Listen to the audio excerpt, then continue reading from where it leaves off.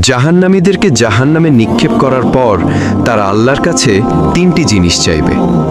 1 number, জাহান্নামীরা বলবে, হে আল্লাহ, আমাকে এত কষ্ট না দিয়ে আমার মৃত্যু দিয়ে দাও। তখন আল্লাহ তাআলা বলবেন, হে বান্দা, জাহান্নামে কোনো মৃত্যু নেই। নাম্বার 2, জাহান্নামীরা তখন বলবে, হে আল্লাহ, তাহলে আমাদের জাহান্নামের আযাব একটু হালকা করে দেন, 1 মাসে অন্তত 1 দিন বিরতি দেন, অথবা 24 ঘন্টার মধ্যে আমাদের 10 মিনিট হলেও আযাব থেকে বিরত রাখুন। হে আমাদের রব, আমরা আর পারছি না জাহান্নামের কষ্ট সহ্য করতে। তখন আল্লাহ তাআলা বলবেন, 1 সেকেন্ডের জন্য জাহান্নামের আযাব কমানো হবে না।